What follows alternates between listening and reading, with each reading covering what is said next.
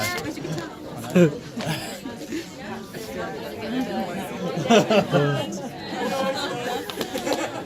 all on you now, Dave. Yeah. Okay, so good evening, everyone. My name's Dave, and of course, I'm the best man. Quite a tough act to follow, but I'll do my best. So, you mentioned your band and your album there, Steve. Yes. Luckily, I carry one everywhere I go. They make a great drinks coaster.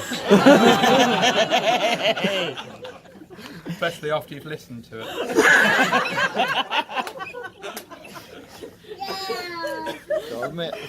Well done with your speech, Steve. I know you were nervous and you'll be glad to get that out of the way, especially the song that went with it as well.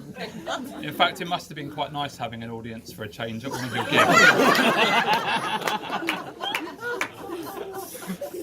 It's cruel. I was desperately hoping that Steve's first love didn't put in an appearance here this evening.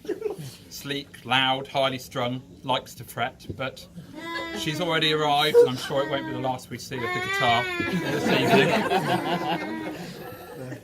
So, Olivia, congratulations on marrying Steve, or as you and your family, Steve, would call yourself, Stephen. You and your bridesmaids look lovely today, as do the mothers of the bride and groom and lots of other family members as well. And clearly, as Steve said and others have said today, everybody's done an amazing job of bringing a really lovely day together, and lots of hard work's clearly gone into that along the way. Steve, you don't look too bad yourself. Certainly much smarter than when you were last in Oxford with us, parading around town in a dress. It was a play suit. A play suit, sorry. Ask Mark for more about that one. So Steve told me that he was quite nervous today, and he gave me a long list of things that I'm not allowed to mention in my speech. Nervous look there. He'll be glad to know none of those are in here. So I'm claiming a hand in Steve meeting Olivia, as well as half of today's ushers meeting their wives. Yeah. I introduced Mark here to Katie many years ago. Not that I ever bring that up. And if I hadn't dragged Will along to the pub one too many times at college, he might not have gone to Liverpool University through clearing. And met his wife Kelly. Stretch, man. And you can ask Steve and Olivia how they met, but I'd like to think I slightly set the ball rolling one evening down at the George. So what of Steve? I first met Steve back at Forest School back in 1995 when a then friend introduced both of us. Then he was rather short, into the Scouts, ever so slightly ginger and dreaming of being a rock star. 2 decades on, of course, not very much has changed.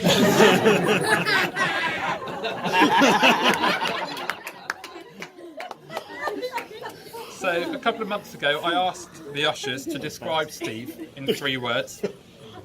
And I'm afraid I can't repeat any of what they gave me.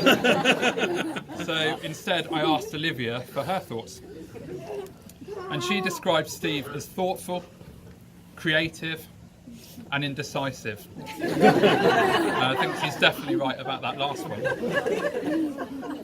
And I went on to ask Olivia about her first date with Steve. And to be honest, I'm amazed we're all sat here today. For those that don't know, Steve took Olivia to Reading's Great Expectations pub for what he described as a burger and a pint. And I think they both recalled at a recent night down at the pub how Steve had only had 2 drinks that evening so that he could then drive her home. And it was at that point, following a further discussion, that we only realised that Steve hadn't realised that 1 pint was the limit. So going forward, he's clear on that one. We recently, as I said, enjoyed a fairly low-key but enjoyable stag do in Oxford, a destination that Olivia, of course, had a slight hand in helping to choose, I think. And in fact, very kindly, at another trip to the pub a few days beforehand, we found out Olivia had nicely prepared a list of recommended pubs that we might visit on that stag do.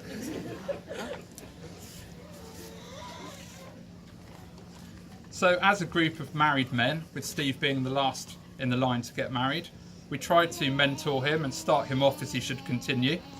And reluctantly, he ignored all of his wife's advice.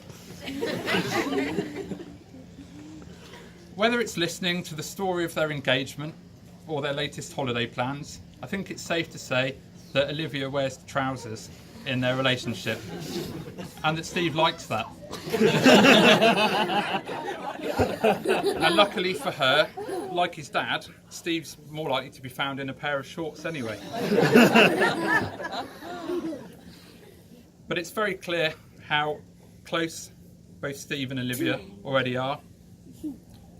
You only have to look at the number of times Olivia's updated their Facebook picture in the last year or so to know that. But on a serious note, Steve is a thoroughly genuine, family-oriented, genuine, loyal and decent guy. And Olivia, you've chosen really well. Look after him. He needs it. And as others have said, I'm sure that everybody here today, and those who unfortunately can't be, are very proud of both of you, wherever they're watching from. And that just leaves me with my final, thankfully, task of the day. If you could raise your glasses, please. To Steve and Olivia, to the bride and groom. Yes. Thanks. Great.